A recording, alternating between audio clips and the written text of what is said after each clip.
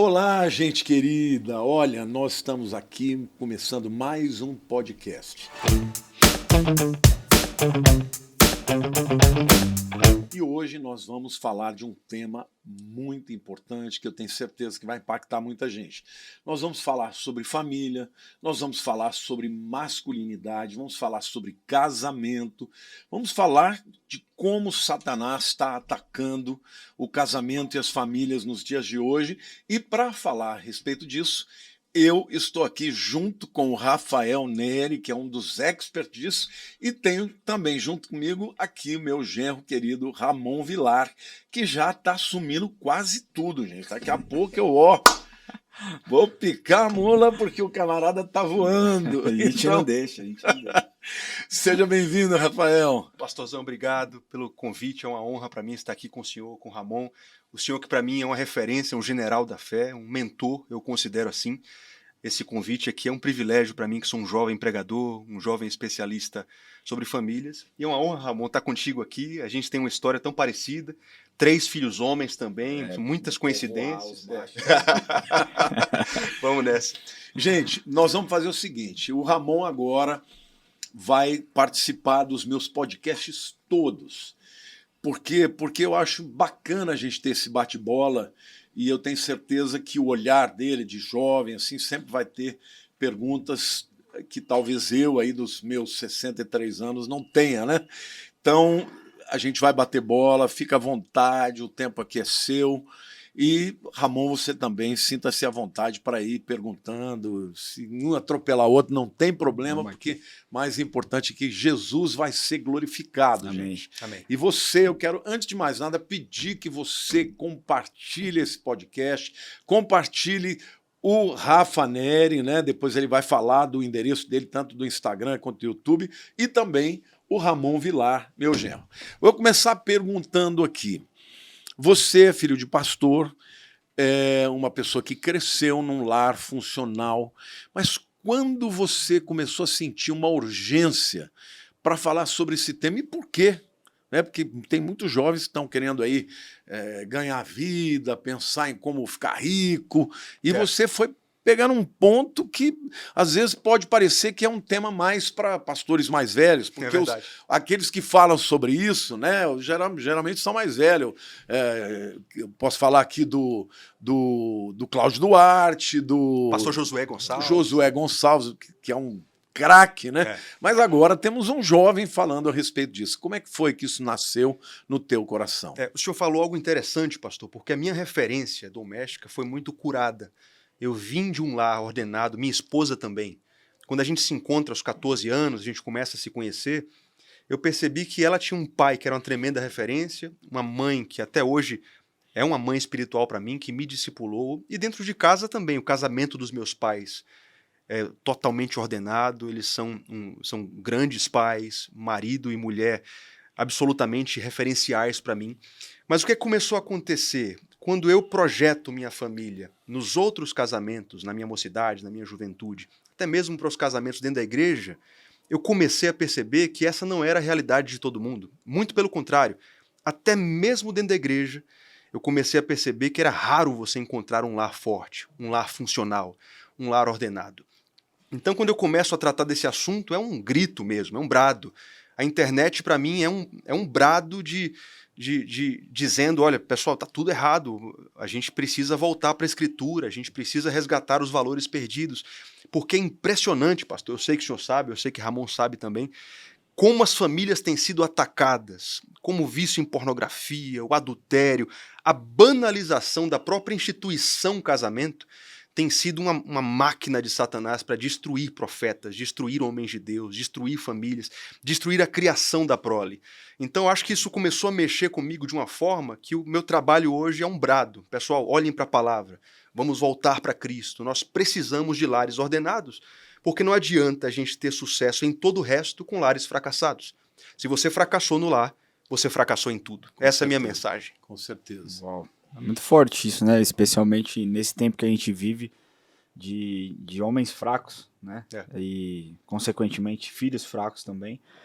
Como que você avalia, assim, como que a gente pode mudar esse cenário? Logicamente, os olhos sempre voltados para a Escritura, mas como trazer essa conscientização sobre a urgência de voltar o reset que a gente tanto tem falado, né? O que eu percebo aqui, a internet hoje, ela é uma indústria de vender sonhos mesquinhos. Você abre o Instagram, o YouTube, você é bombardeado horas durante o dia com sonhos ruins. Então, se você passa 3, 4 horas por dia mexendo ali no feed, você vai tentar ser convencido de que... Vão tentar te convencer de que, poxa, você só vai ser feliz se você tiver muito dinheiro, se você tiver muitos relacionamentos, se você conseguir se envolver com muita gente, conquistar todo mundo. E eu percebo que o pessoal foi comprando esses sonhos. E quando você descobre que nada disso te preenche, que nada disso traz a verdadeira felicidade, quando você percebe que você ter a vida daquele blogueiro, o carro daquele blogueiro, a mansão daquele blogueiro, nada disso é suficiente para preencher o vazio do seu coração, muitas vezes já é um pouco tarde, porque você sacrificou seu casamento, sacrificou sua família, você se relacionou sexualmente com uma série de pessoas. Então hoje eu encontro jovens de 23, 24, 25 anos que já fizeram sexo casual com 15 pessoas, com 30 pessoas. Para essa pessoa voltar a entender o que é que realmente importa, voltar a entender o padrão da palavra de Deus, é muito difícil. Ela já está muito ferida, ela já fez uma série de decisões com consequências inimagináveis, né? Filhos fora do casamento, perderam a sensibilidade que possibilita que elas desfrutem de uma vida singela, de uma vida simples, num casamento estruturado. Então, é muito difícil. Eu acho que a nossa esperança continua sendo Cristo, um retorno para a palavra de Deus. Se você não se sujeitar ao manual do autor do casamento, o autor da família, é impossível você construir um lar forte e ser feliz verdadeiramente. Muito bem. O Rafael, eu acompanho você sempre nos teus vídeos. Você falou durante um tempo, inúmeras vezes, sobre homens fortes. E eu vi, não sei se foi o Ramon que me falou, alguém me falou, que hoje a geração de jovens, 20% é o chamado nem trabalha nem estuda. Porque eles acreditaram, talvez na mentira e na falácia, que você pode ficar rico muito facilmente. Só que eles não querem pagar o preço. Eles querem ficar ricos, mas não querem trabalhar. Eles querem, todo mundo agora quer virar blogueiro, todo mundo quer ter 1 milhão de seguidores. E essa máxima é fazer R$1 milhão antes dos 30 anos. Isso. Por que você acha que essa juventude ela tá tão fraca? Não aguenta o tranco, o cara não quer, por exemplo, se formar e trabalhar.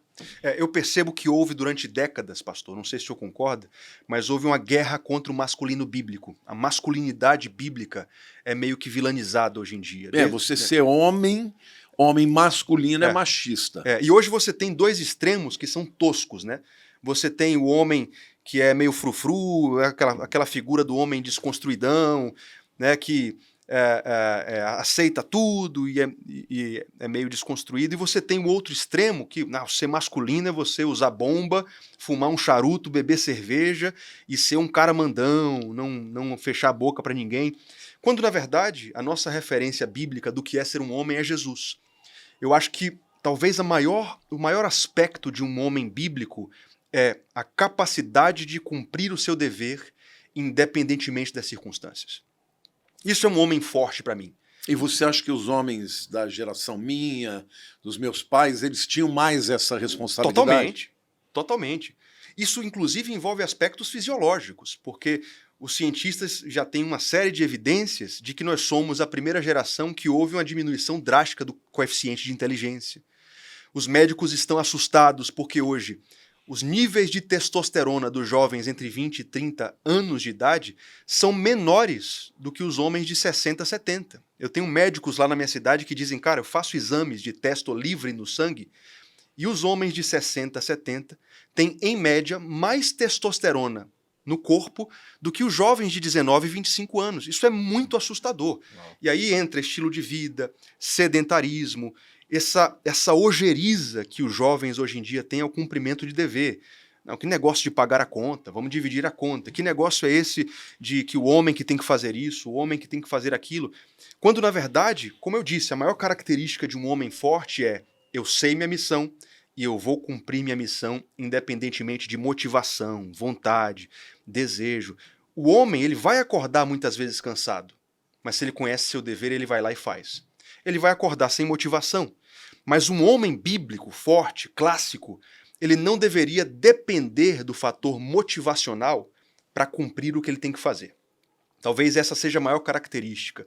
Outra similar a essa é a capacidade de cumprir a sua palavra. Nós vivemos numa geração que odeia aliança, voto, juramento, não fazem a menor ideia do que significa guardar uma palavra empenhada. Caramba, um homem forte, se ele te diz eu vou instalar às 19 horas, ele vai chegar às 19. Ele vai se esforçar para cumprir o que ele disse, porque o homem forte ele tem uma palavra inegociável. Se ele disse sim, é sim, se ele disse não, é não. O que é que nós estamos vendo hoje? Uma banalização do adultério ao ponto de que nós somos talvez a primeira geração da história que aplaude adúlteros. Pô, você pegou várias mulheres, caramba, você é o machão. Isso é completamente contrário à palavra de Deus. O machão não é o que conquista uma mulher por dia. O machão é o que disse para uma mulher, eu vou ser fiel até a morte. Ele passa 40, 50, 60 anos conquistando a mesma mulher todos os dias. Me mostra um homem assim, eu te mostro um homem como Cristo. Uau.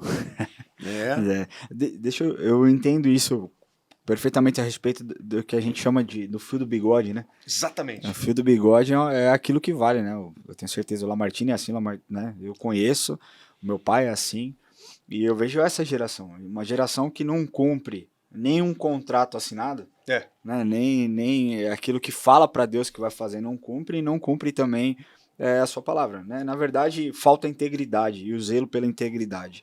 Mas, polemizando um pouquinho aqui, outro dia eu estava lendo um determinado pastor, ele disse que a culpa do feminismo existir são os homens. Porque se os homens fossem homens segundo aquilo que a Bíblia ensina, segundo como o próprio Cristo tratou as mulheres não precisariam buscar o seu direito, porque não seriam desvalorizadas, não seriam diminuídas, não seriam subcolocadas em determinadas áreas. Você concorda com essa afirmação? Que homens fracos, que não entenderam o papel do homem perante a Bíblia, perante ou Cristo. Abusivos, né? Abusivos, completamente, né? Cara que deturpa aquilo que a palavra de Deus diz, porque, né? Se a Bíblia diz, vós mulheres sujeitáveis aos vossos maridos, o cara acha que uma mulher é escrava dele e é assim que tem que ser. Não, claro, eu tenho uma tendência a concordar com esse pastor. Eu percebo o seguinte, é óbvio que o feminismo, assim como qualquer ideologia nihilista, né? O abortismo,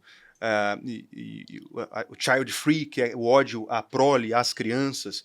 É óbvio que existe um fator de engenharia social, isso tudo foi muito bem planejado.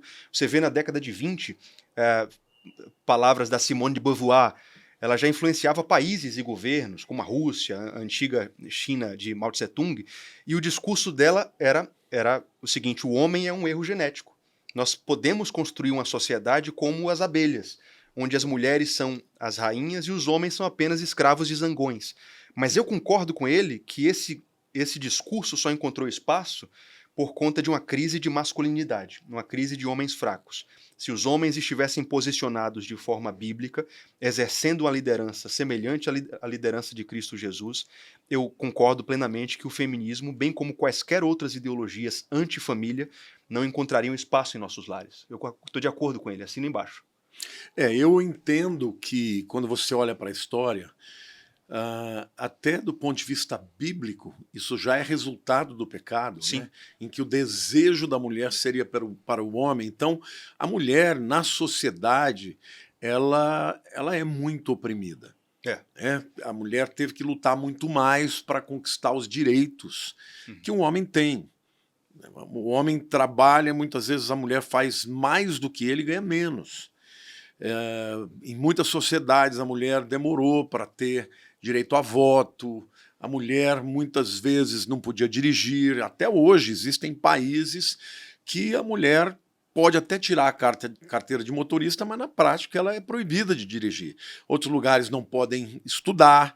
Quer dizer, o que foi que aconteceu com a sociedade? A sociedade, se você olhar do ponto de vista sociológico, ela teve uma reação na medida que mulheres foram, né, furando essa barreira e conquistando cada vez mais receberam esse ódio, esse subjugo e acabaram, né, ficando muito ressentidas e agora acreditam que para serem felizes elas têm que destruir o papel do homem. Perfeito. O troco, né? Eu costumo dizer que o feminismo tem pautas corretas.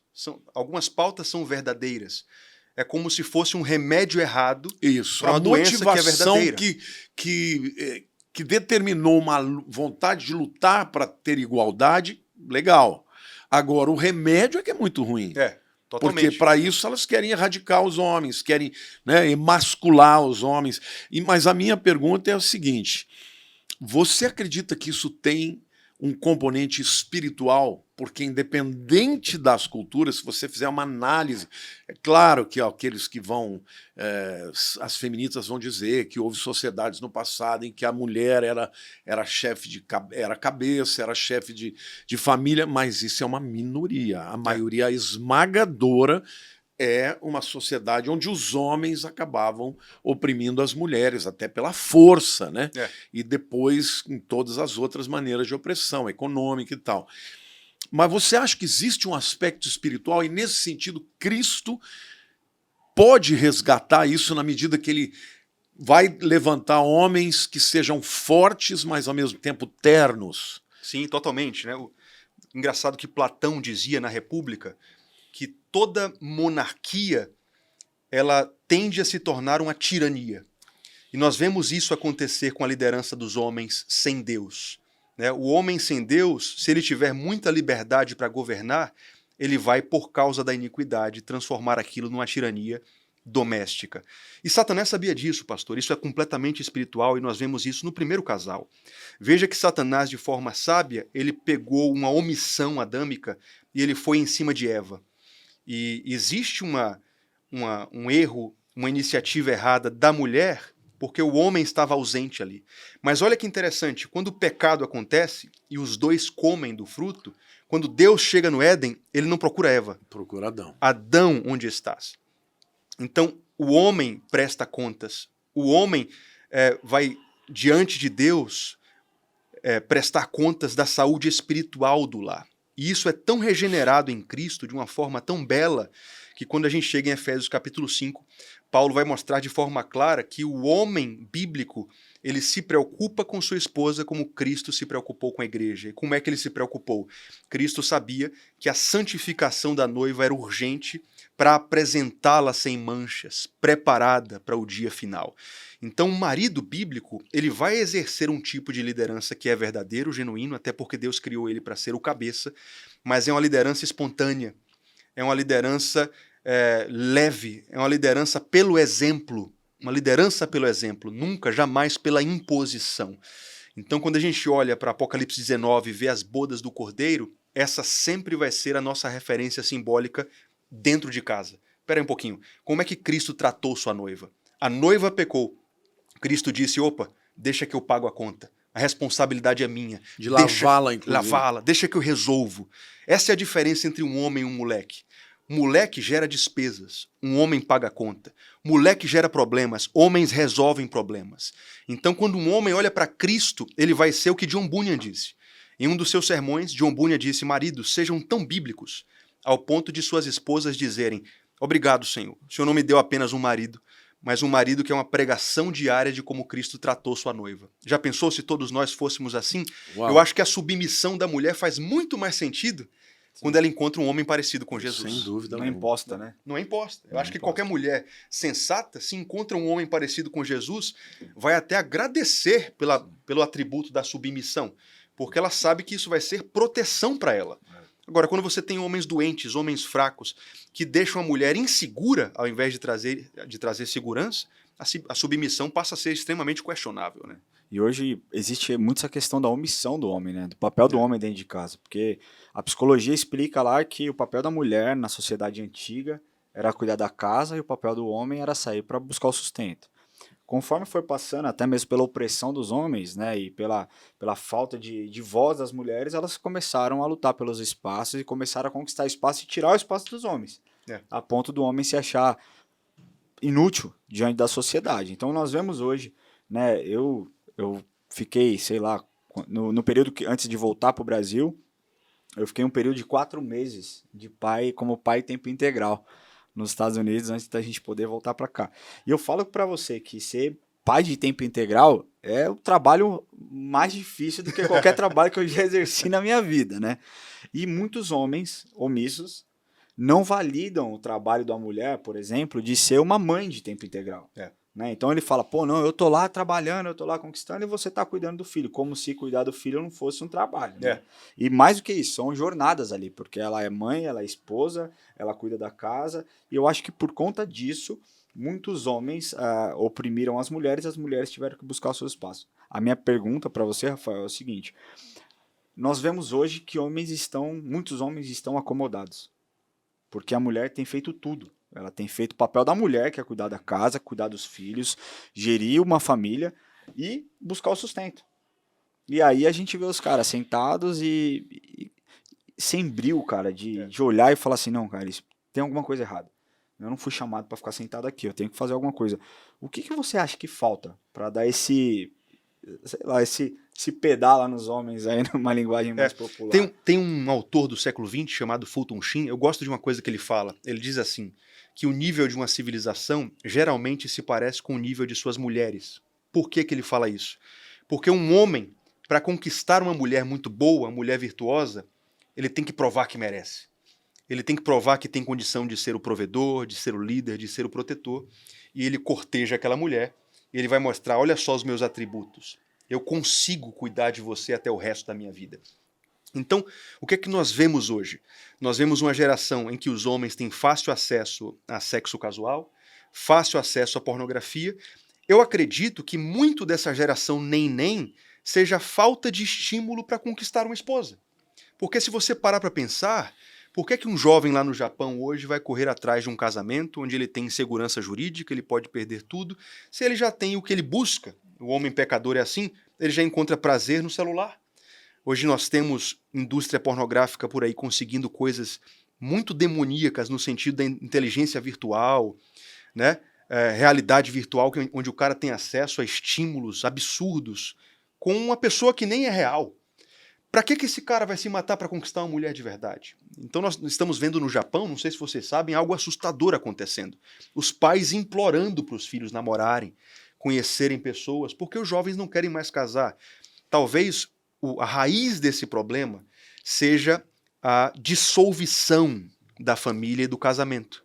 O questionamento de um jovem hoje do século XXI é: para que eu vou me dar ao trabalho de casar se eu já tenho o que eu quero, que é satisfação sexual e prazer, a hora que eu quiser? Talvez sem compromisso, né? Sem compromisso. Sem compromisso. Eu quero, inclusive, trazer para essa temática e para essa discussão a questão ideológica também. Porque quando você vê a visão ideológica do marxismo cultural, o Gramsci, primeiro, e depois a Escola de Frankfurt, eles chegaram à conclusão que a guerra não seria vencida pela guerra dos proletários contra os burgueses. Não era questão econômica, era uma questão ideológica. E eles perceberam que a coisa mais difícil de você mudar era a mentalidade das pessoas. E eles diziam que a mentalidade capitalista estava embasada, sobretudo, na família judaico-cristã. Pai, mãe e filhos. Então, ele entendeu claramente que o que tinha que ser feito para conseguir trazer o chamado marxismo cultural era destruir aquilo que de fato sustenta uma cultura, que é a família. E o interessante, pastor, é que se você pegar o Manifesto Comunista, Marx e Engels já tinham entendido isso. Eles só não conseguiram aplicar. Quando eles aplicam a luta de classes a burgueses versus proletariado, você vai ver trechos no manifesto em que ele fala sobre a dissolução do casamento, da monogamia. Sim, tinha ali, mas ele não tinha a noção. Ele ainda, porque Marx e Engels, eles viveram no meio da Revolução Industrial. E a Inglaterra, onde tudo começou, ela tinha condições absolutamente precárias para os trabalhadores. Eles morriam Morriam cedo por insalubridade, por trabalho excessivo. Então, o que eles falaram? Nós temos que tomar os meios de produção. Nós temos que tomar as fábricas da mão dos burgueses e trazer para o proletariado. Só que quando o Gramsci chegou na Rússia, depois da Revolução, e ele viu o que o Lenin estava fazendo, a matança que ele estava fazendo, inclusive para os próprios comunistas, ele falou, pera lá, tem alguma coisa errada aqui. Não está funcionando. Não está funcionando. Então foi ele que percebeu, ele falou, olha, isso acontece porque, embora a gente tenha tomado a força e mudado a matriz econômica, eles ainda têm uma mentalidade de capitalistas. Uhum. E o que sustenta essa mentalidade capitalista? É a cultura. Mas o que sustenta a cultura? É a família, judaico-cristã. É. Por isso o ataque tão grande para com a Bíblia e para com a visão judaico-cristã. E se você destrói a visão de fé que o cristianismo traz, porque o cristianismo ele deu forma para o mundo ocidental. Você entendeu? Você pega na arte, na cultura, na história, no aspecto jurídico, tudo vem do cristianismo. Eles, para destruir isso, eles têm que destruir a família. Por quê? Você pega os muçulmanos. Por que é tão difícil você mudar um muçulmano? O Ramon, queria até que você falasse um pouco sobre isso. O Ramon estudou nos Estados Unidos e na classe dele tinha muitos muçulmanos. E o Ramon, conta um pouco da sua experiência de tentar evangelizar os caras. Cara, assim, eles... Primeiro que a visão que eu tinha é uma visão midiática. É o que a mídia mostra. E quando você chega lá, você lida com aquelas pessoas, você vê que são pessoas amorosas, que são pessoas, cara, completamente carinhosas, muito mais parecida com brasileiro do que qualquer outro europeu, ou então sul-americano mesmo, né? São calorosos, eles gostam disso. E eu lembro de um dia, eu tinha um amigo que chamava Adnan, né? E eu falei pra ele, cara, vamos na igreja comigo? E ele falou, fazer o quê? Eu falei, vamos lá pra ver. Aí ele falou, ver? Eu não preciso ir lá pra ver. E aí eu tentei insistir um pouquinho mais, ele, com muito jeito, com muita educação, ele virou e falou assim pra mim, eu não vou te converter ao islamismo e você não vai me converter ao cristianismo. Então, não vamos falar sobre isso, a gente não precisa se indispor, porque eu não vou mudar aquilo que eu acredito. Mas é impressionante a forma como eles levam o manual e é uma sociedade de pais. Exato. Em que os pais estão dando shape. Por isso que é tão... Você não acha, Amor? Acho, pô, pra caramba. E assim, e você vê que, tanto que alguns pais deles me ligavam, porque eu já era casado, então assim, eles não sabiam onde estavam os filhos, os pais me ligavam. Ainda existia aquele controle, embora fosse homens já ali, eu tô falando de 22, 23 anos, os pais ainda tinham um controle. Então, assim, eles sabiam os valores que eles tinham. Então, mesmo quando a gente estava junto, eles eram completamente respeitosos com a Érica, eles meio que não se dirigiam para ela por conta muito daquilo que eles viam. Você, né? Respeito a mim e respeito aquilo que eles aprendem. E você vê como é difícil, ou quase impossível, você manipular um povo com famílias fortes. Se a educação real acontece em casa, se a transmissão dos valores, né, tradicional, traditio, a palavra traditio vem de transmitir algo para as próximas gerações. Se isso é preservado no núcleo familiar, você não consegue interferir ali na fé, nos valores, nos costumes, é muito difícil. É por isso que, como o pastor estava falando de forma brilhante, o legado demoníaco da escola de Frankfurt foi trazer a luta de classes para dentro do lar. E isso deu tão certo, principalmente depois de Woodstock, na década de 60, que qual é o discurso hoje entre as mulheres? Nenhum homem presta. Uhum. O que é que os Red Pill entre os homens estão falando? Não existe mais mulher que presta. Os MGTOW, né? O que é que os filhos estão aprendendo hoje? Os meus pais são opressores. Então não vou escutar meus pais. Eu vou ser educado por gente de fora. Ou seja, existe uma luta de classes que foi aplicada dentro das casas. E aí é muito fácil manipular um povo assim, se a família foi dissolvida. Mas ele descobriu, na verdade, o Gramsci foi o indivíduo que sacou isso, e depois a escola de Frankfurt é que disseminou isso, porque eles saíram, é interessante isso, eram judeus de Frankfurt, e na época que o Hitler se tornou chanceler, no começo dos anos 30, eles mudaram para os Estados Unidos e foram para as universidades de Colômbia e tal, e ali eles começaram a cunhar uma série de mentalidades com faça amor e não faça guerra, entendeu?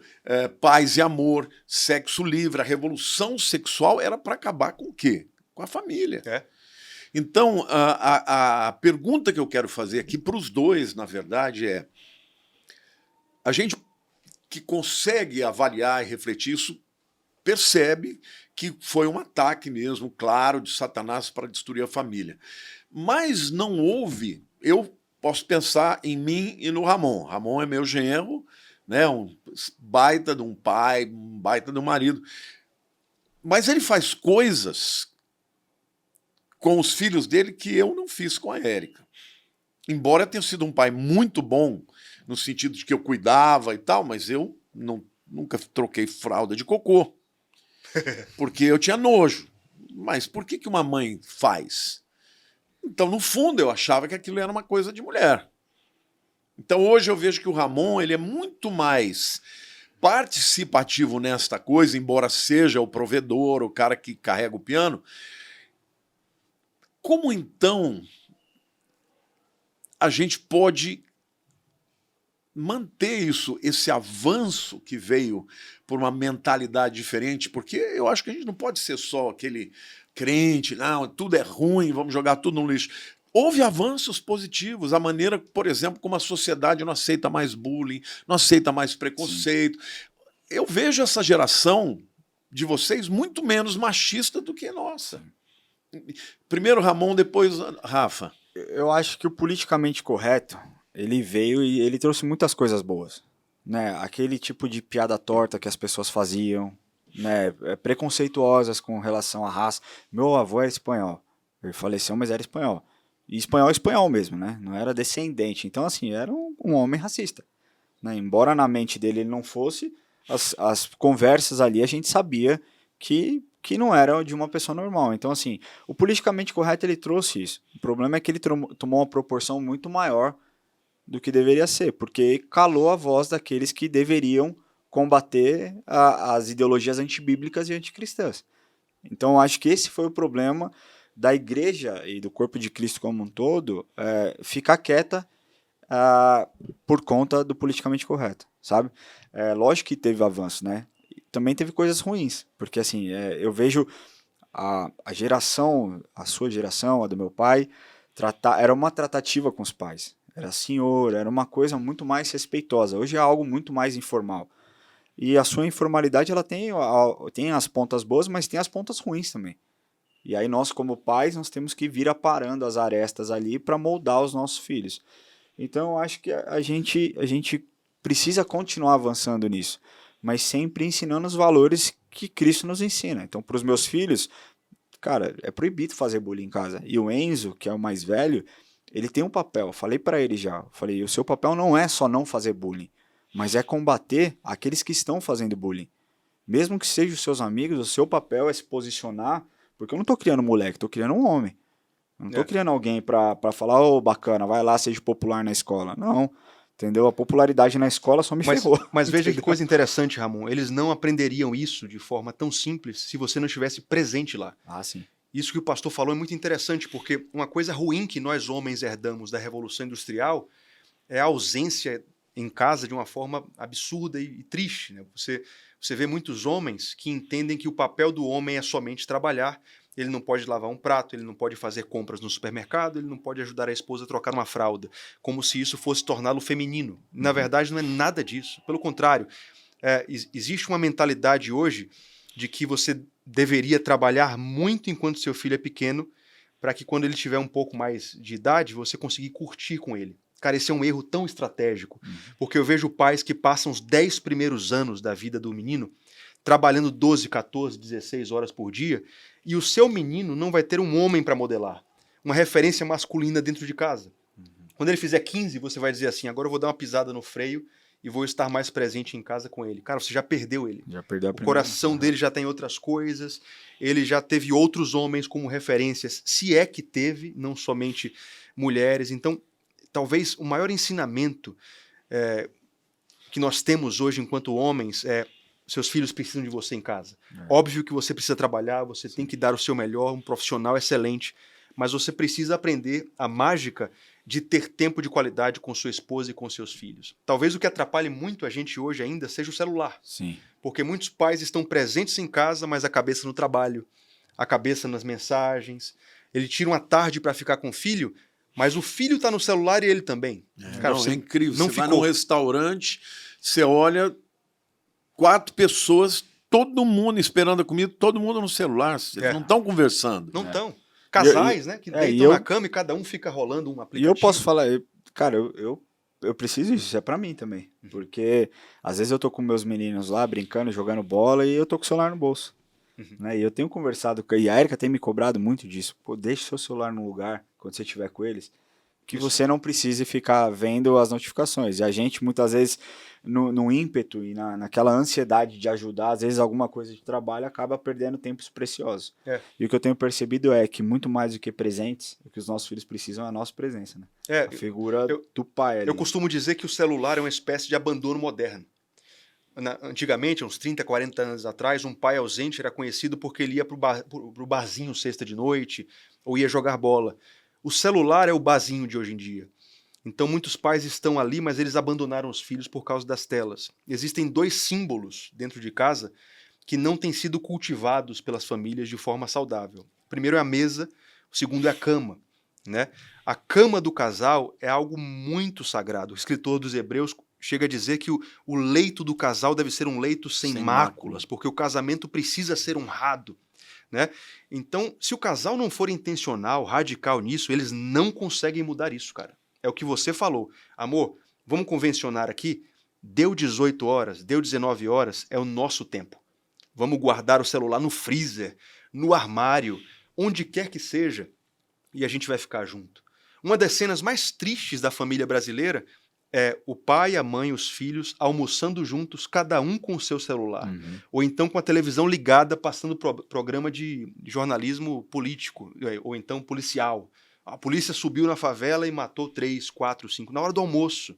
Não deveria ser assim. A hora do almoço é um tempo em que a família tem que agradecer ao Senhor junto, conversar, olho no olho, porque comunhão. Antigamente essas coisas não existiam. Se a gente pensar um pouco mais do ponto de vista histórico, nos modelos econômicos que determinam as relações entre pessoas, interpessoais, antes da Revolução Industrial, as famílias eram as famílias do período agrícola.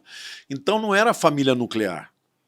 Era o pai, a mãe, o tio, o avô, a avó, o bisavô, todo mundo trabalhava junto. Então havia muito mais interação e muito mais relação afetiva nas famílias do que quando as famílias tiveram que mudar para a cidade.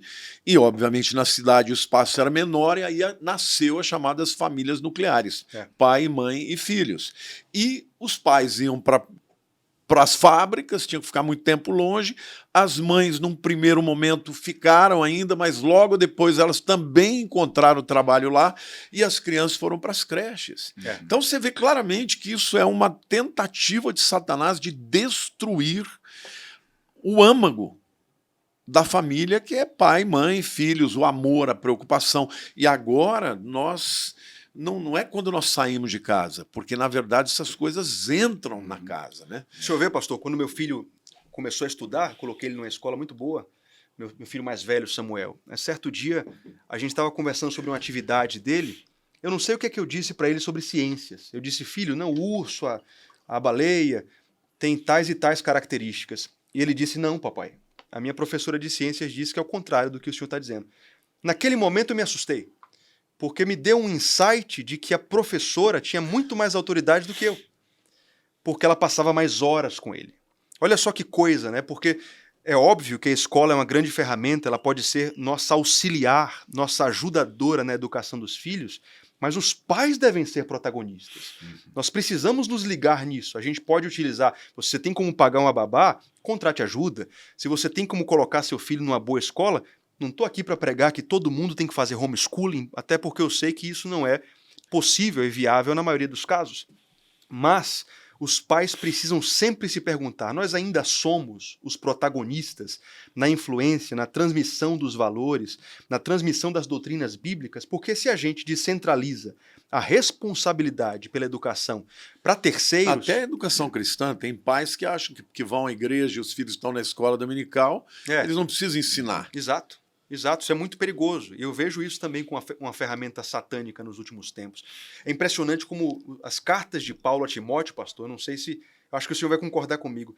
Elas são um mapa escatológico tremendo. Quando Paulo fala, tanto na primeira epístola, no capítulo 4, quanto na segunda epístola, no capítulo 3, nós vemos que nos últimos dias, né, nós teremos, e já estamos vivendo, tempos penosos, em que o egoísmo vai ser a palavra da vez, os homens serão desobedientes aos pais. Desafetuosos. Desafetuosos. Veja como Paulo já estava sinalizando uma quebra do vínculo entre pais e filhos. Mais amigos dos prazeres do que amigos de Deus. Né? E como que a gente não viu isso? Porque a minha pergunta é assim, a gente vê uma degradação do casamento ao longo do tempo, e principalmente, sei lá, nas últimas 2 décadas, a acentuação do número de divórcios. Aí eu pergunto para você, sogrão, como que nós, cristãos, porque a impressão que eu tenho é que passou despercebida, ou que não foi dado tanta importância, porque eu acredito que se tivesse sido dada essa importância mesmo, ou mais homens de Deus teriam se levantado para falar a respeito de família, para falar contra divórcio, para falar contra...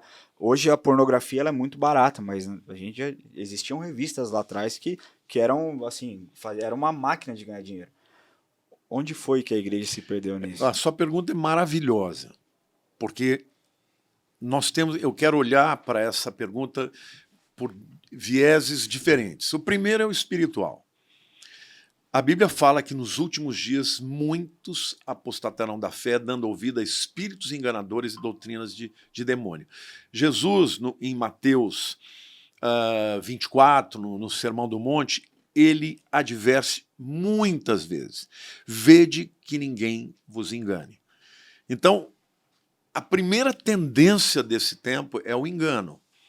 É você não perceber uma verdade que está clara diante de você. Então, ainda que a gente seja capaz de perceber, nossa, ver uma coisa na televisão que nos choca, você fala, uau, que coisa horrorosa, mas você não percebe o tecido social que está sendo transformado por pessoas que formam a mentalidade do mundo através de um pensamento hegemônico, usando os meios de comunicação. E hoje é a vez da internet.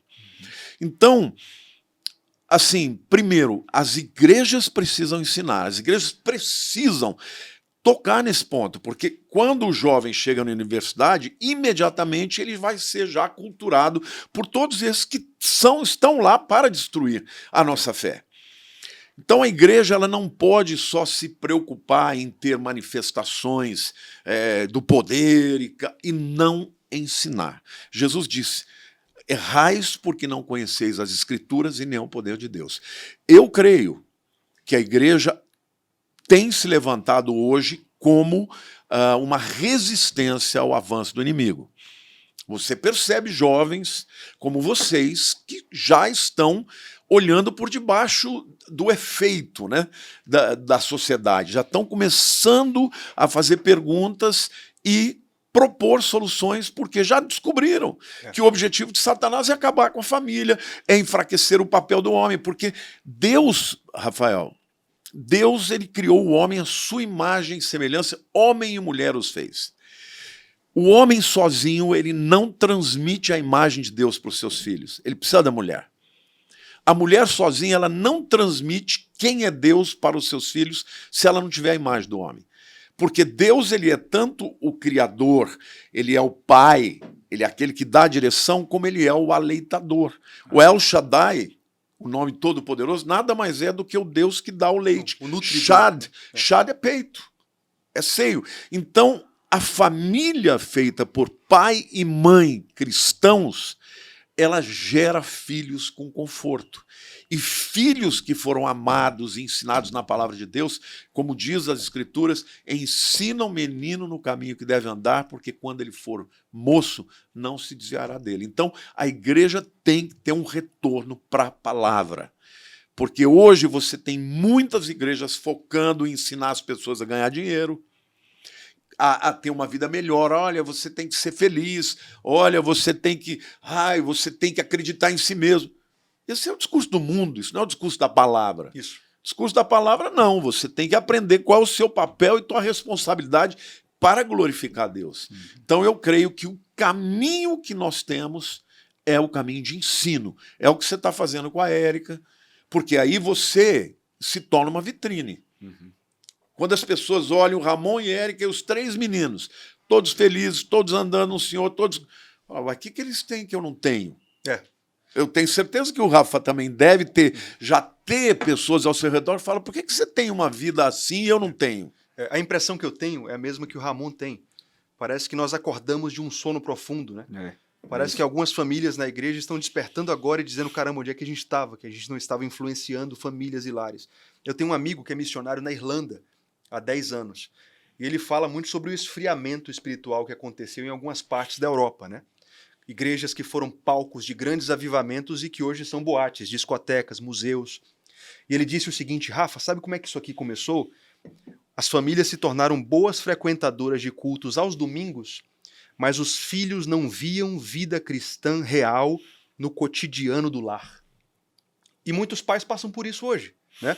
O menino faz 16, 17 anos, 20 anos e conversa, pai, eu não quero mais Deus, eu não quero mais a igreja. E você não viu isso acontecer e começa a se perguntar, caramba, onde foi que eu errei? Onde foi que eu errei? Desde os 7 anos, seu filho é doutrinado por um youtuber e não por você. Seu filho não é chamado por você para um culto doméstico. Seu filho não flagra o pai e a mãe fazendo uma oração de manhã cedo. Não existe vida cristã real dentro do lar e nós devemos à próxima geração esse tipo de exemplo. Se a gente não der isso, nós estamos que você está fracassando. falando é tão sério, porque você sabe que a Coreia do Sul ela teve um dos maiores avivamentos há 30, 40, 50 anos atrás. As igrejas na Coreia do Sul eram gigantescas, tem a do David and Cho, mas qualquer igreja. Quando eu fui para lá em 92, eu ia na presbiteriana, 50 mil membros, a metodista, 70 mil membros. Eu falava, meu Deus do céu, o que é isso? Eu me lembro que a gente foi num acampamento, Ramon, tinha as estações, né? Assim como tem as estações da Via Crucis lá, eles tinham as estações de oração. E tinha uma placa assim, proibido jejuar mais de 40 dias. Aí eu perguntei assim, mas que placa idiota? Não, se não falar, o povo vai jejuar mais de 40 dias. Nossa. E a Coreia, que experimentou um grande avivamento, hoje, menos de 5% dos jovens frequentam igreja. Uau. Porque apesar deles terem experimentado o avivamento, eles não deixaram legado para a próxima geração, não ensinaram os valores. E hoje eu gosto muito dos doramas, aí eu e a Lília a gente assiste muitos, né? Que são leves, são gostosos de assistir, mas você percebe claramente quais são os valores da sociedade. Primeiro, beleza. A Coreia do Sul é o país que tem mais cirurgia plástica para jovens com menos de 30 anos. Nossa. Segundo, dinheiro, ser rico. E o viés deles é o estudo. Então diz que as pessoas estudam tanto. E se alguém não sangrar o nariz estudando é porque não fez o suficiente. Então há uma competição gigantesca para que as pessoas possam responder para os seus pais, sendo os melhores alunos, tendo os melhores empregos. E o que está acontecendo? A sociedade coreana, sul-coreana, é onde mais existe suicídio entre jovens e onde existe maior índice de alcoolismo. Uau. Mas pera lá, é a mesma nação que 30 anos atrás estava experimentando o avivamento, porque não houve a transmissão dos valores e permitiu que a sociedade, que foi avassalada, né, por essa hegemonia cultural vindo dos Estados Unidos e tal, mudassem os valores desses jovens, que ao invés de verem nos seus pais querendo que eles fossem crentes, que eles orassem, que eles estudassem a Bíblia, não, você tem que ser bonito, você tem que ser melhor aluno da sua classe, você tem que ter um bom emprego, você tem que ser médico. A gente assiste um dorama atrás do outro, a temática é sempre a mesma. Eu não sei se o senhor sabe, mas a menor taxa de natalidade do mundo é a Coreia do Sul. Porque eles não querem mais casar. É a único Estraga a estética, né? Sim, Entendeu? Então, eu acho que aquilo que você falou é muito importante, porque a gente está vivendo no Brasil uma coisa maravilhosa, de avivamento, gente se convertendo, igrejas enormes, mas, gente, eu estou percebendo claramente entrar dentro da igreja essa mentalidade. Pastor, a mesma mentalidade. Então a gente tem que denunciar. Malaquias, falando sobre João Batista, né, fala sobre aquela coisa do converterei o coração dos pais aos filhos e dos filhos aos pais. Né? Eu creio que nós temos esse registro na Bíblia, o coração do Espírito, através da igreja nos últimos dias, é um coração geracional. Nós precisamos desse discipulado acontecendo no lar. Olha só que importância, o papel que a igreja da última hora tem com relação aos filhos, à família. Isso é muito impressionante. Né? Se a gente não fizer isso, a sensação que eu tenho, pelo menos, é que a gente tem uma oportunidade. Deus está nos dando uma janela de oportunidade. Se a gente perder esse time, já é. Eu queria fazer uma pergunta para o Ramon, que o Ramon hoje está muito mais próximo, né, dos jovens aqui da igreja. Você sente que está havendo um avivamento verdadeiro na nossa igreja, no sentido de jovens buscando a palavra, buscando a consagração a Deus, buscando a santidade? E o que você sente? Eu, pelo menos, tenho percebido isso. Sim. Eu sinto que é real, é genuíno, e o que eles querem, os jovens que eu vejo, que eu assisto aqui hoje, são jovens realmente que entenderam o senso da urgência. É lógico que a gente tem que tomar um certo cuidado para eles não ir para aquele radicalismo do tipo, todo mundo vai para o inferno aqui, né? Mas é mais fácil trazer para a realidade aqui do que buscar do mundo e resgatar. O que eu vejo é que eles entenderam que a melhor forma de combater as heresias pregadas é tendo base bíblica, conhecendo a verdade, né? Sabendo como falar, sabendo que Jesus não era duro somente. Né? Ele era duro quando ele tinha que ser duro, mas todas as palavras que eram dirigidas com amor e geravam efeito. Então não é simplesmente uma palavra jogada que você vai falar para o seu amigo que ele vai se converter. Então o que eu vejo, desde 2020, quando a gente teve o Descend aqui no Brasil, eu sinto que existe uma atmosfera, que Deus tem levantado os jovens e Deus tem acordado os jovens do Brasil para realmente viverem o evangelho radical. E o radicalismo no aspecto de eu não negocio os meus valores. A palavra de Deus é isso que eu vou fazer. Então se a palavra de Deus diz que eu não posso ter relação sexual, eu não vou ter. Eu estava vendo uma entrevista do Léo Stronda falando a respeito disso. Léo Stronda, sabe quem é? Sei. Falando disso, não, agora eu tô namorando com eu acho que ela é japonesa, a namorada dele, e agora a gente tá tendo um namoro santo. Então assim, você vê um cara que é uma baita referência para esses jovens, né? Para esse mundo da maromba. Entendeu que os valores cristãos estão acima dos meus ideais, das minhas ideologias ou das minhas próprias vontades. Então a mim cabe o quê? Fazer aquilo que Deus quer que eu faça. Eu creio que a gente tem vivido isso não somente aqui na IA, né? Na IA eu estou mais perto, eu consigo ver, e é lindo vê-la, Martina, assim, o tanto de jovens quebrantados, o tanto de jovens que choram durante o louvor, que são tocados durante a palavra, como eles interagem durante a palavra, porque estão sendo ministrados também. Então eu creio sim que é genuíno, que é verdadeiro, e estão aguentando o baque, porque toda vez que entra aqui são confrontados, são cutucados ali a respeito de mudança de postura, de transformação de caráter, e o que Deus tem feito é realmente lindo. Eu sou fruto disso, né? Eu fui um jovem que... eu fui perseguido com minha esposa. A gente estudou durante um tempo na mesma sala, na mesma escola, e o pessoal sabia que a gente ia casar virgem, a gente não tinha toque físico ali, demonstrava claramente que nós éramos cristãos. E eles diziam, você está perdendo o melhor da sua vida, desperdiçando sua juventude, né? Alguns até me chamavam de, você é afeminado, você não quer nada com mulher, né? Como é que você está namorando com uma mulher bonita dessa e não tem nada? Que é isso, cara? Tu não é homem de verdade. E eu dizia para eles, olha, eu sou um cristão, eu sou um discípulo de Jesus e eu estou construindo um casamento forte. Mas eles me perseguiam, me xingavam pra caramba. Hoje, a grande maioria está com um casamento quebrado, uma história completamente frustrada. Eu estou casado há 12 anos com 3 filhos. Então eu acredito nisso, cara. Eu acredito que Deus está levantando uma geração de jovens radicais, no sentido mais essencial da palavra, isso. porque radical vem de raiz. Nós estamos com as raízes na palavra de Deus. Agora, a minha pergunta é voltada mais para a questão da sexualidade.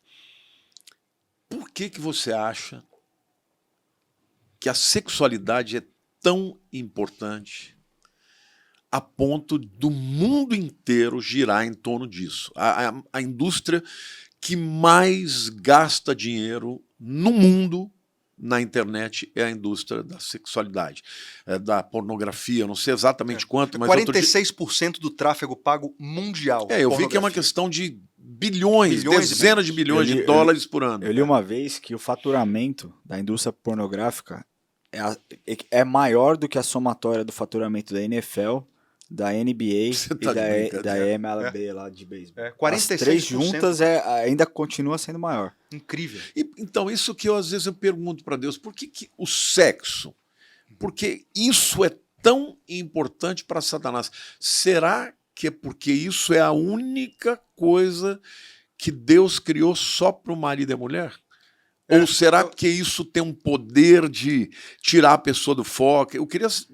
Até hoje, às vezes, eu me pergunto, por que Satanás gasta tanto tempo para prender as pessoas nessa área? Eu acho que talvez Satanás odeie tanto o sexo bíblico como Deus sonhou para ser, porque, primeiro, ele é unitivo, ele é uma ferramenta que torna um casamento forte. Se você cumpre o seu dever sexual, você está cuidando, está zelando do seu cônjuge, você está evitando que ele entre em ambientes de tentação desnecessários. E também o fator procriativo. Satanás sabe que o sexo curado ele é a ferramenta que Deus utiliza para gerar as próximas gerações. Então, se ele destrói o sexo, que é bom e que Deus criou, e ele perverte isso, ele destruiu algo que tem finalidades tremendas, né? E você vê hoje essa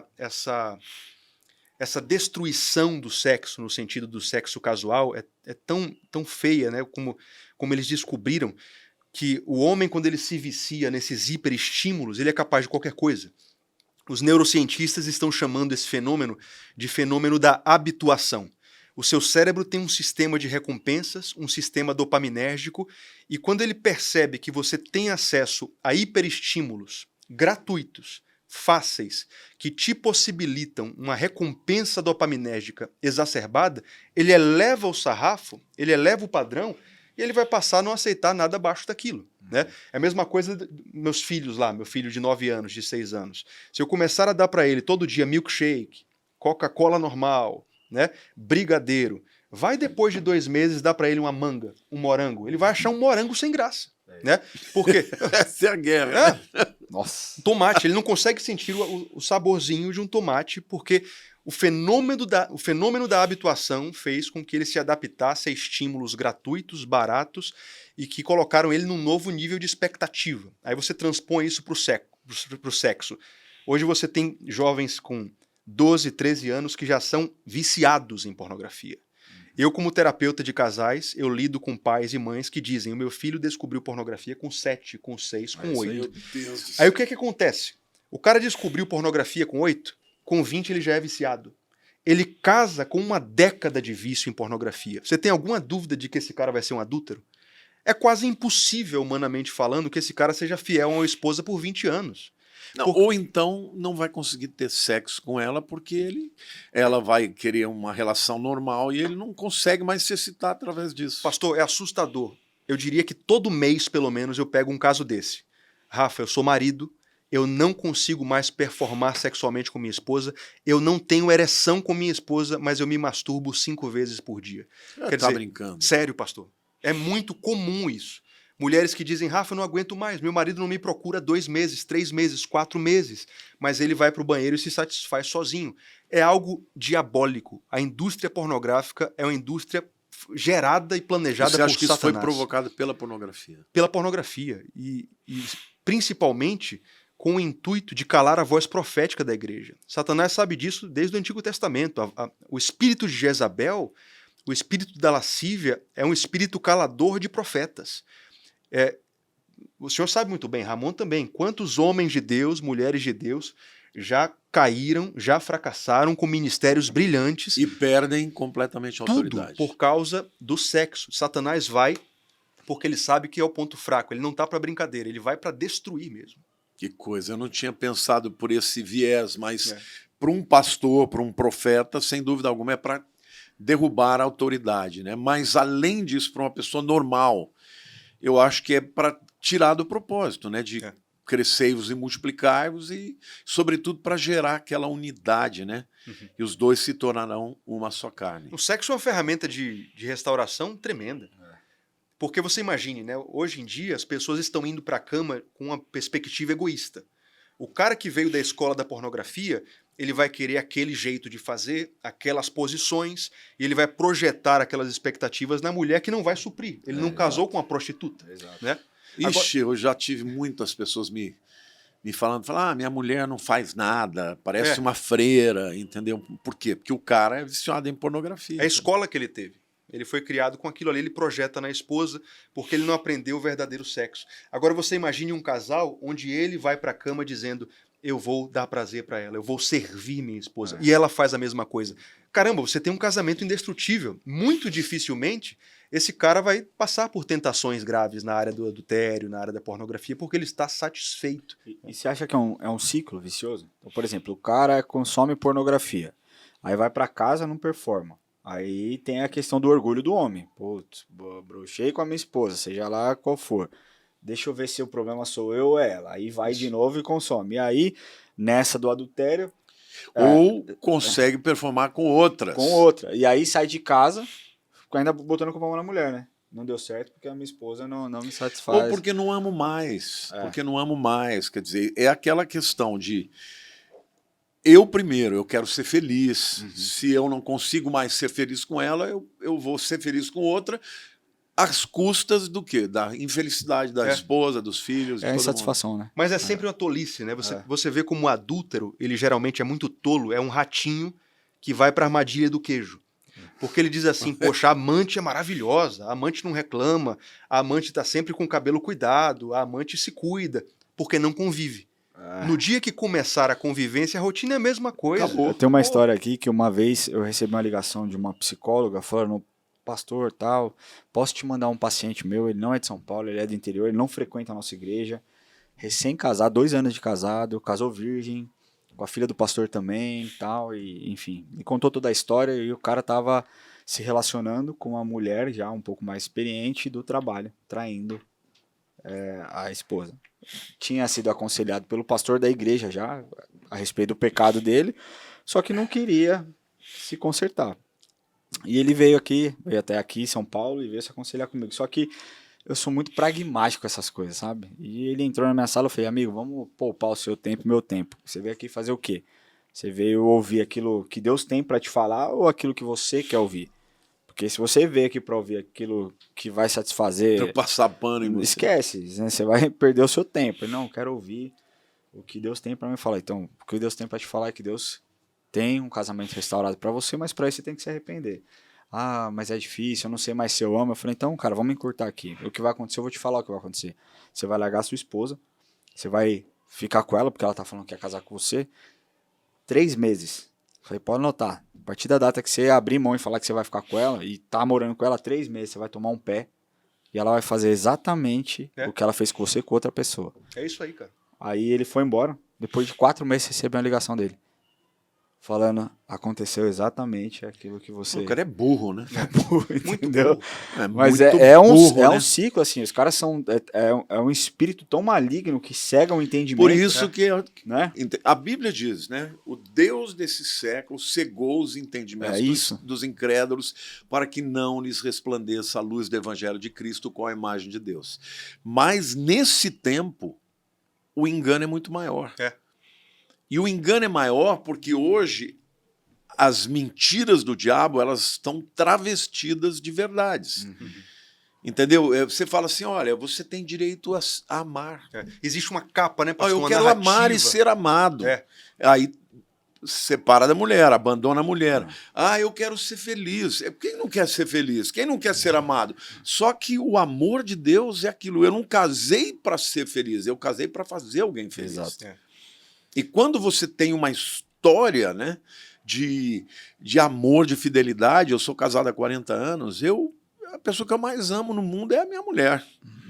Entendeu? Assim, tá lá, pau a pau com a Érica, né? Que é a minha única filha, entendeu? É um amor incondicional, né? Amor de esposa você tem que cultivar, porque senão morre. Filho não tem como, você ama pro resto da vida. Mas, assim, a única pessoa no mundo para quem eu abro meu coração e falo tudo é a Lilian. É a mulher da vida do Senhor. Mas isso foi construção ao longo da minha vida inteira. Então, o que as pessoas não entendem, Rafael... E não que não teve crise, né? Claro. Não que não teve momentos, né? Não O problema é que teve, você não claro que desistiu, teve. né? Só que assim, na minha cabeça, perante Deus, nunca eu pensei na possibilidade de não estar casado. Entendeu? Então, assim, o que eu vejo é que as pessoas, elas abrem mão muito logo porque elas estão enganadas. Quando você tem a Bíblia, no final das contas, o que te protege desse engano é a palavra de Deus. Eu leio a Bíblia todo dia. Às vezes eu estou em Orlando com a Lília, o pessoal pensa que eu vou lá para Disney, eu nem me lembro a última vez que eu fui para Disney. Eu vou lá, me mergulho na palavra. Às vezes eu estou lá lendo a Bíblia, ela ouve o meu soluço. Ela fala, Deus está falando com você? Eu falo, tá. Eu estou chorando daquilo que a Bíblia está falando comigo, que é tão maravilhoso que é. Então, o que nós precisamos é ensinar a palavra, é pregar a palavra, é ensinar para os nossos filhos a palavra, é orar com eles, aquilo que o Rafael falou. E eu acho que vocês que estão começando a vida, embora já tenham aí, o Ramon está casado há 14, você há 12, vocês têm muito pela frente, vocês têm um desafio muito grande, porque hoje o enfrentamento, antes a sociedade era uma sociedade mais tradicional. Então tinha as coisas erradas, mas acontecia meio à margem. Hoje é tudo aberto. Escrachado, Existiam né? fronteiras morais. Hoje veio a Madonna e fez... Sabe? E as pessoas, não vou citar o nome do camarada aí, mas todo mundo vai saber. Não, ela está unindo o Brasil. Unindo nada. Que unindo o Brasil? Caindo o mundo lá no sul. Pô, né? erotizando uma geração de adolescentes, né, com dinheiro E público. veio para quê? Veio para trazer uma mentalidade satânica. É verdade. Agora, sabe o que eu percebi, pastor? Os casais mais extraordinários que eu conheci são aqueles que perseveraram durante anos nas pequenas coisas ordinárias. Nossa geração tem uma dificuldade gigante com rotina. Eu não posso cair na rotina, meu casamento caiu na rotina. Não é isso. A rotina é uma bênção. Quando um casal descobre a felicidade do feijão de todo domingo, da singeleza de todas as segundas, do dia a dia, é tão gostoso essa Especialmente para quem tem filho pequeno, né? Totalmente. Rotina é uma delícia para quem tem filho pequeno. Você sabe que eu e a Lília, nós temos uma rotina já há bastante tempo. A gente já está chegando a uma certa idade, então a gente acorda muito cedo. A gente desce juntos para tomar o café, fica ali conversando, vê o dia nascer. É uma rotina. É maravilhoso aquele momento ali. Outra rotina que a gente tem é todo dia à noite a gente senta junto para conversar. Às vezes te assiste um dorama, que é uma coisa leve, mas ali a gente troca carícias, um deita no colo do outro. Isso é maravilhoso. Olha aí o mistério. E essa é uma coisa... Eu brinco com o pessoal, vocês têm que assistir, porque esses doramas aí...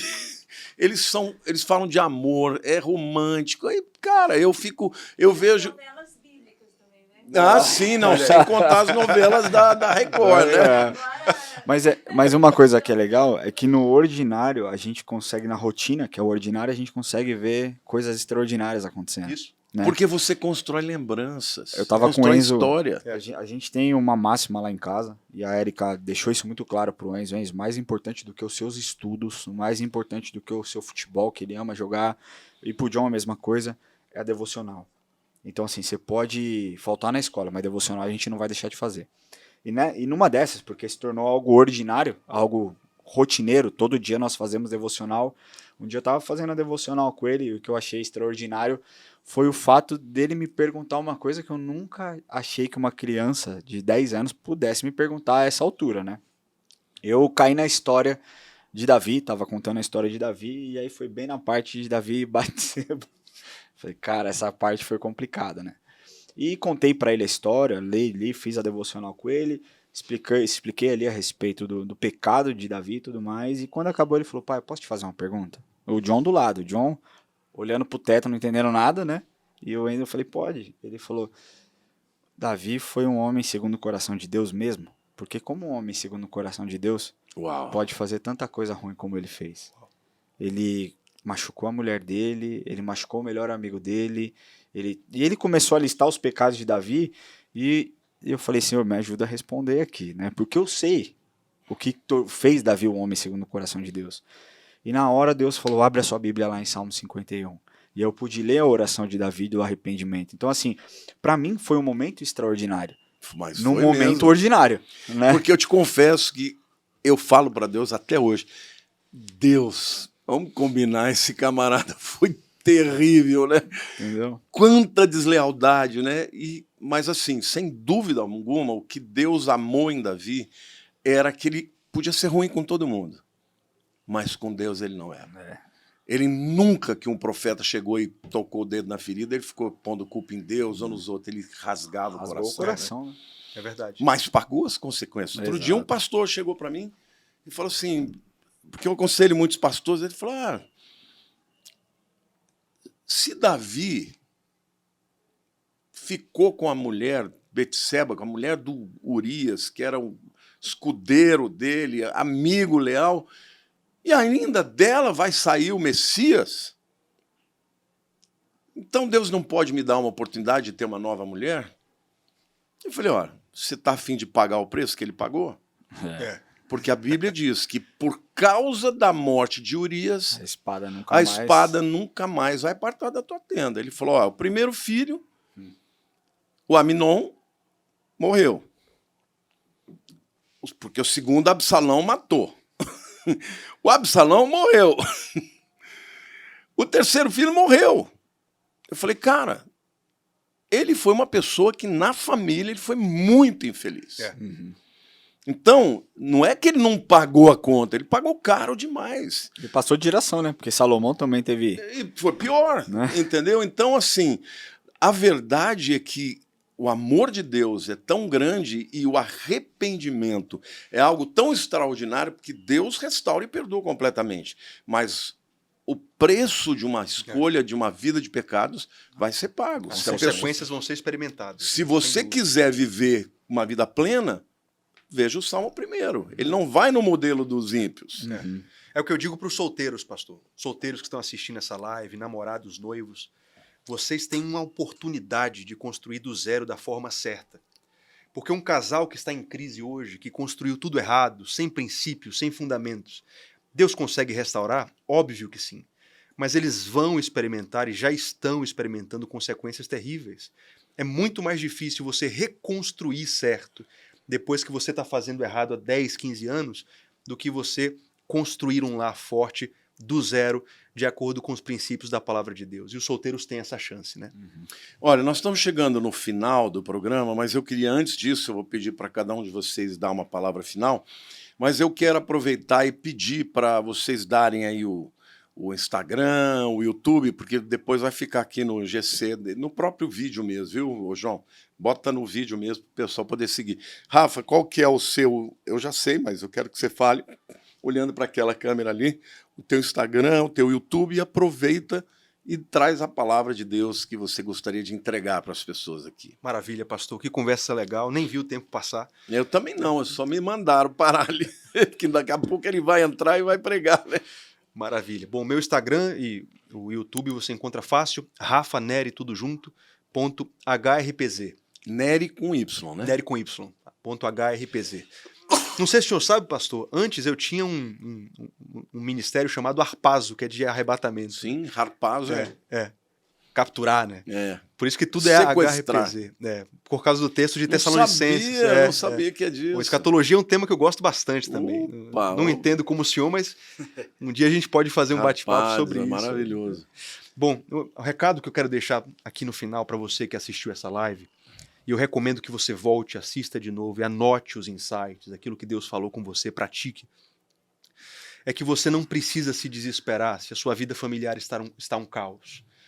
Eu quero te dizer com toda a convicção, depois de anos lidando com casais em crise e vendo casos impossíveis sendo solucionados pelo poder de Deus, que Deus é poderoso para transformar sua casa numa plataforma de salvação. Amém. Ainda que você tenha vindo de um lar onde seu avô divorciou, seu pai fracassou no casamento, você não está fadado a repetir esse ciclo maldito do pecado. Em Cristo Jesus há poder para quebrar a maldição. Amém. E a partir de você, ele quer construir uma nova história. Ainda que o seu casamento esteja em frangalhos, você fez tudo errado até aqui. Eu creio que Jesus é poderoso para entrar na sua vida hoje e mudar a cena, mudar a tua história. Ele vai fazer. Aprende a cumprir princípios. Pede para o Espírito Santo de Deus fazer a obra no seu coração de redenção que só Ele pode fazer. E se sujeite à vontade do Senhor. O lugar mais seguro do universo é no centro da vontade de Deus. Se você tem Cristo, você pode morar numa mansão ou num casebre muito simples, na montanha, no vale, dias difíceis, dias bons, você tem tudo. Então confie em Jesus, entregue a sua vida ao Senhor Jesus e Ele vai salvar não só você, mas todos os da sua família. Eu creio nisso com todo o meu coração. Glória Amém. a Deus. Bom, obrigado por esse tempo aqui também. Muito aprendizado, né? 2 monstros aqui do bom, né? Né? Monstro do bem. Não sei se pode falar isso, mas é uma forma carinhosa de falar o quanto eu admiro cada um de vocês e me inspiro. Meu Instagram é ramon.vilar com 2 L's, underline no fim, desculpa. E o nosso canal no YouTube é Pozella Vilar. Tá meio parado, mas a gente vai voltar em nome de Jesus e vai dar certo. E só completando aqui o que o Rafa disse, a minha mensagem para cada um de vocês é para que vocês não deixem com que a insatisfação tome conta no coração de vocês. A gente sabe que, biblicamente, a insatisfação é o primeiro estágio da rebelião, né? Foi assim que Lúcifer caiu, foi assim que Adão e Eva pecaram, e a causa de muitos divórcios nos dias de hoje é a insatisfação, de você olhar e não assumir suas responsabilidades e terceirizar todo o problema que você mesmo tem causado. Então, não deixe com que a insatisfação tome um lugar no seu coração a ponto de você abrir mão daquele bem mais precioso que Jesus Cristo te deu, que é a sua família. Zele pela sua família. Se você tem dificuldade, busque ajuda, converse com pessoas que vão te direcionar biblicamente para que você tenha um casamento sadio e restaurado em nome de Jesus. Amém. Queridos, eu queria dizer para vocês que Jesus ama muito vocês. Jesus morreu pela sua vida, morreu pelo seu casamento. Jesus morreu pela sua família, pelos seus filhos, pelos seus netos. Eu amo quando a Bíblia diz que Deus visitará a iniquidade do pai, dos pais, dos filhos até a 3ª e 4ª geração, mas fará misericórdia até 1000 gerações. O objetivo de Deus não é julgar, o objetivo de Deus não é mandar ninguém para o inferno, Ele quer salvar, mas Ele é o único caminho. O caminho para Deus é Jesus. E quando você entrega a tua vida para Jesus, Ele quer tudo. Ele quer o seu coração, Ele quer a sua família, Ele quer a sua sexualidade, Ele quer que você viva para a honra e glória dEle. Então, eu quero aproveitar e também pedir para vocês que vocês ajudem a divulgar esse vídeo. Por quê? Porque hoje a internet é um meio onde as pessoas só viralizam aquilo que é treta, aquilo que é extremamente polêmico. Talvez esse vídeo tenha sido algo muito bacana, mas que não tenha tido nada de, meu Deus, eu nunca ouvi falar sobre isso. Mas é tão sério tudo isso, aquilo que nós falamos, né? Então eu queria pedir que você compartilhasse esse vídeo, que curtisse. Se não segue a mim, o Rafa e o Ramon, comece a seguir e, sobretudo, ajude esses jovens a serem expoentes nessa nação, porque Deus precisa de modelos jovens. Eu vejo como, por exemplo, o Ramon hoje ele prega, ele tem o culto dele às 18 horas no domingo, como a juventude prefere ouvir a ele do que a mim. Entende? Por quê? Porque tem mais identificação. Então ajudem a crescer, multiplique. Olha, o canal do YouTube do Rafa, como que é? Rafaneri.arpazo, mesma coisa. .arpazo. E o do Ramon é Pozella.vilar. Pozella é o sobrenome da Érica, meu, e Vilar do Ramon. Então é fácil de lembrar. Compartilhe, comente, siga no Instagram, siga no YouTube e leve adiante esta mensagem, porque, olha, foi maravilhoso, viu? Que demais. pena que foi rapidinho, mas ele vai voltar aqui outras vezes e a gente vai continuar esse papo. Deus abençoe, que Deus possa prosperar o ministério de vocês, a vida, a família, o casamento, em nome de Jesus. Muito obrigado, Rafa. Amém, pastorzão. Eu estava falando com a pastora Lilian, como é importante para mim, um pastor jovem que ainda está começando a receber esse apoio de vocês, o convite do pastor Lamartine, o seu, Ramon. Obrigado pelo apoio. Que Deus recompense de forma que eu não posso fazer. Vai ser a primeira de outras, muitas. Amém. Deus abençoe. Um beijo no coração de todos. Fiquem com Deus.